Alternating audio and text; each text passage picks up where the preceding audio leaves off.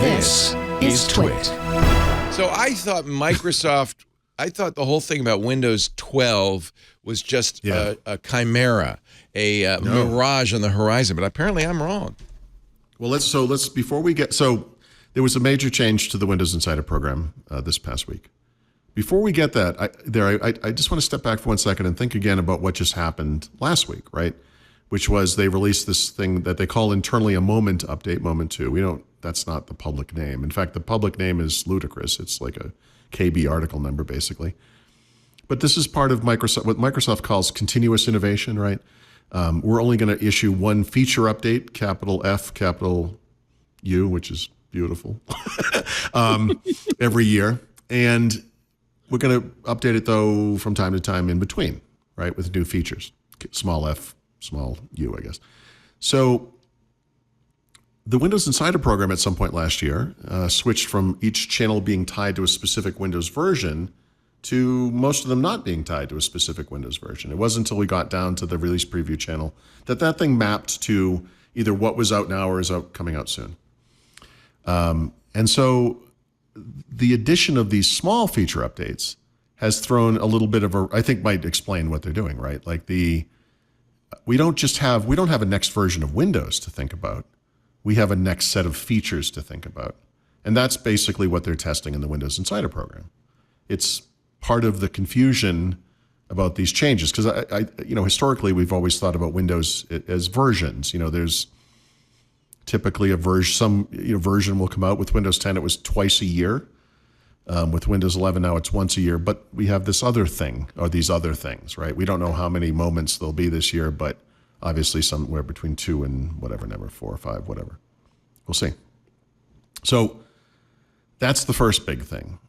Just to kind of put that, just to level set this next conversation, because Microsoft just announced that they're adding a new channel to the Windows Insider program, because I think when anyone looked at the Windows Insider program and thought, what's wrong with this thing? Everyone said not enough channels, right? Which is such a weird thing. In the notes, I copy pasted something that Raphael gave me. This where it says, here's a cheat sheet. Because this is not how Microsoft announced it,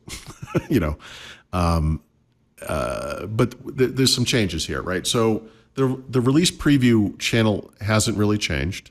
These are still features that are going to ship imminently in the next release. The beta channel previously was not tied to a release of Windows. This one actually is targeting the next release of Windows, even though Microsoft does not say this. All right, this is according to sources that Raphael has at Microsoft. The dev channel, which also did not target a specific release of Windows, has not changed. Actually, this is the one part that hasn't changed at all. It's the same as it was before. So these are far out features, may or may not make it into any version of Windows. They're testing them now. And if everything goes correctly, and let's be clear, nothing ever goes correctly, new features would start in dev, work their way through the channels, hit beta. If a feature ends up in beta, it is a bigger chance it's going to end up in the next version or some version of Windows. If it ends up in release preview, it's pretty much going to happen in the next version of Windows. Like that's a very logical approach. That's not what Microsoft has done, honestly, for much of the features that it has released through these channels, but that's the theory anyway. What they've added is a Canary Channel, right, which is a familiar name if you test web browsers like Chrome and Edge and so forth. Microsoft did not say this, but my understanding now, based on multiple sources telling me this, is that the Canary Channel is where they're testing Windows 12. It doesn't mean literally Windows 12, but these features are so far out that they will almost certainly arrive in Windows 12. And as we get further into the show, what you'll discover is that new features will appear in Dev and Canary at the same time sometimes. So that might indicate, who knows what that indicates? I mean, it might indicate they're coming to Windows 11, but of course they'll move forward to Windows 12. Of course they will. They need to keep the next thing up to date with the current thing. Like that makes sense. So the things we're going to be looking at are the features that go to Canary and then kind of stay in Canary, at least this year, at least until the next version of Windows 11 is released. And I think it's those different, those unique features that might indicate things that Windows 12, so we'll see. I mean, the presumption of calling it Canary is going to break. Yes. Right? Oh, and they were Canary is going to explicit die. about that. Yeah. Yep. Yeah. So Yeah, Microsoft. you're in your notes, you mentioned like kernel changes, which is an interesting thing to think of. Like, what are they going to do there? Yep. Yeah. So they in the announcement post said like this thing could break. It could be so bad you might have to reinstall Windows. They were talking about little or no documentation. You know, normally with these releases, they'll issue a blog post. Isn't that normal though? I mean, don't they always say that? Yeah. Well, you know. So I mean, they just released a new build, the first ever Canary build today. And of course, there was a blog post, so they're already off on a great start there. But you know, I think we said we definitely wouldn't do. Yeah, we did. You just said you weren't going to do this, but anyway. So I don't know what to think about this. I like I said up front, I don't think most people would have thought, you know, we need another channel. If you sort of think of it as in terms of Windows 12, okay. I mean, I guess so. You know, at least you know as a tester today, going into that thing, what it is, and if that's not what you want, you know, stay out of it, right? I mean, that's easy enough. Obviously, the hope is that anyone enrolling PCs in the Windows Insider channels are technical enough to know how to do a clean install of Windows if they have to, and they can get out of this stuff. I mean, obviously, there's still that lingering problem with Windows and ARM, but that's a very small audience today. And I can't imagine this year goes by without public ISOs happening. So I almost wonder if it's a mistake, if they just like had some problem with deployment and that page hasn't lit up yet. Yeah. That gives you some confidence in their abilities. I actually, you know what? Okay, we're going to get to this because we're going to talk about AI later. But I will say, Microsoft, like any other company, if you're an up and comer, you are career advancing, whatever, you want to go to the parts of the company that give you the biggest headroom to do that kind of stuff. You want to have new projects approved, you know, release new things. You know, you want to be on the leading edge. I mean, that's not what Windows is, right? Windows is not the career advancement part of Microsoft. So, yeah, did somebody forget to flip a switch and make the Windows and ARM ISO? Yeah, you know what? That's very plausible. And I don't mean that cynically. It's somewhat of a different team, and they may not actually know the workflow to go onto that particular set of websites. I bet Donna Sakar would. I bet she'd know what button to push. Donna knows everything. Well, she would know exactly who to talk to for sure to make that happen. Yes. So I don't know. This year is going to be very interesting for Windows. It's going to be very interesting just in tech in general because of all the AI stuff we've been beaten to death. But with regards to Windows and the Windows Insider program, it is very clear, and I think Richard has heard this too. I've heard from many people. You know, speaking of Donna Sarkar, she used to talk about how many millions of people were in it, and it was getting close to, I want to say 20 million. At one point, it was 17 or something like that. Holy cow! It is. Well, it's very clear that the Insider program today is a shadow of its former self. Do you think it's smaller? Yeah, from sheer numbers, and more important from an engagement perspective, because one of the things that's been kind of beaten out of these people is the notion that they're going to contribute in any meaningful way. And I think it's tough. They've changed the terms of what they signed up to do. You know, when you signed into the beta channel in the past or the dev channel, you were testing something very specific. Now you're not. I think that turned some people off.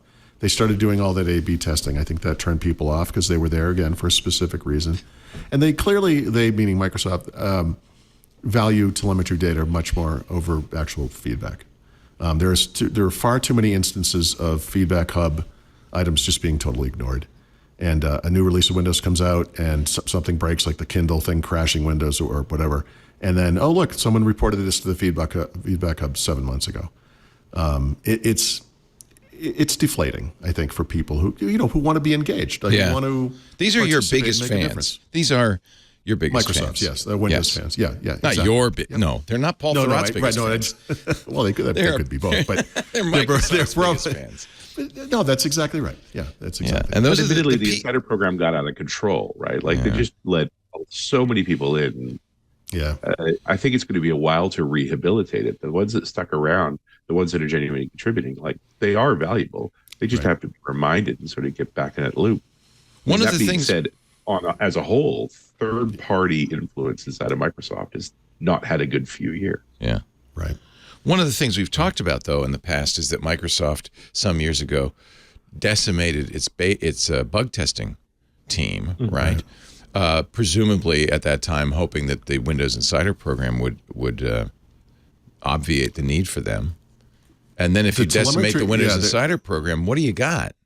They have a problem with bugs, with shipping bugs, right? Telemetry will be Steven Sinofsky's greatest influence, longtime influence over Windows. That started on. Totally agree.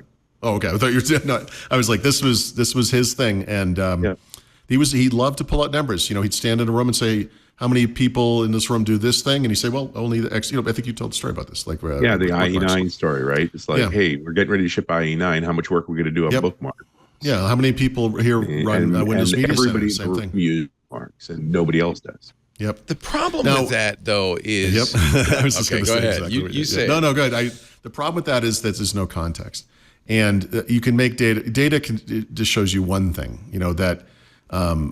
I would say in our world, in the world of communities and enthusiasm and so forth, you need to pay attention to people who are influencers. And I don't mean that in a Instagram sense. I mean the people that people in their family or friends turn to when they need help technically are going to influence the decisions that normal people, mainstream users make.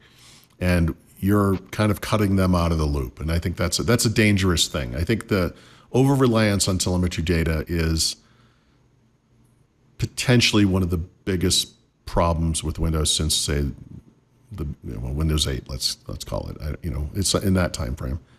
But the other big bucket of data that can influence Windows is definitely feedback through the Insider program, or just the feedback hub in general, right? Because any user can send feedback in that way.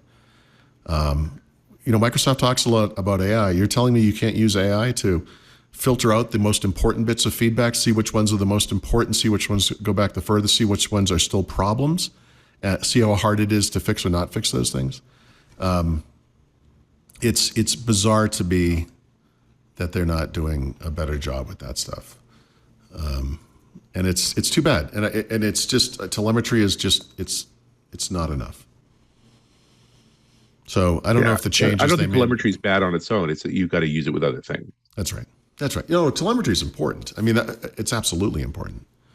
But this mad belief that numbers alone will tell us the story is what's going to lead AI down dark paths. I mean, it's the same problem, really. It's like, I don't know. Anyway, so that's my little editorial on that. But I don't know that adding a channel is going to drive engagement unless people believe it is Windows 12. I could see, there'll be a little bump there, and if anything exciting happens there, we'll see. But I just feel like this program has been listless for such a long time, and it's too bad. And there's a communication issue, and I don't just mean quality of communication, which is classic, but I also just mean the method of communication. You'll go to them sometimes and complain, hey, people don't know this thing is happening. They'll say, what are you talking about? We tweeted it, or they'll go back and edit a blog post that went out a month ago with some little bit of information, not understanding that the feed didn't get updated. You blasted this information out to no one. There's a real problem there with the interaction bit, which is the very point of feedback from people is that you're interacting, right? I feel bad. I have my own channels, obviously, but because people, I'll complain about things, and a very typical response from someone will say, "Well, did you put it in the feedback hub?" No, I threw it in the toilet. What's the difference? They're not paying attention to the feedback hub. I could probably reach Microsoft easier by just writing about it on my site than by putting something in the feedback hub. Doesn't mean they're going to act on it, by the way.